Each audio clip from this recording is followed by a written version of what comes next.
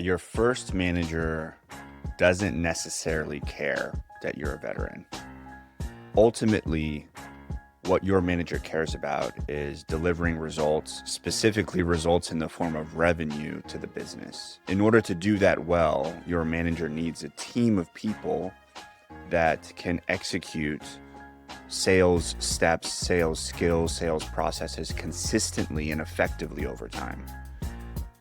The fact that you're just a veteran in and of itself doesn't really mean much other than there's an assumption that you have some of these skills necessary. That's about it. The assumption is you should be disciplined. You might not be. You should have some resilience. You might not have it. You should know how to overcome challenges and obstacles, how to face problems and dissect them. But again, you might not be able to do these things. So we have a bunch of assumptions that people make typically about the veteran community. And for the most part, they're good assumptions.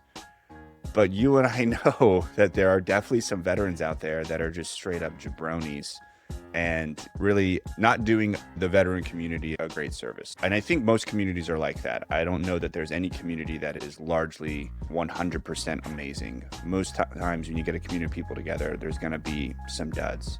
And so recognizing that your sales manager is still on the hook to deliver results to the business, because businesses aren't going to do well if they're not profitable.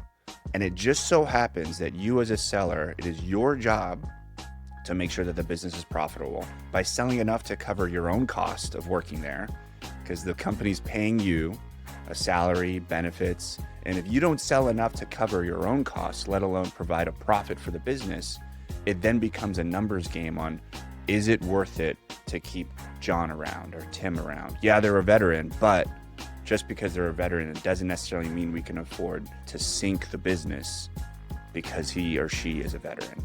So yes, your veteran status is important. Everyone is super grateful that you served. I served. We're proud to serve. We volunteered to serve.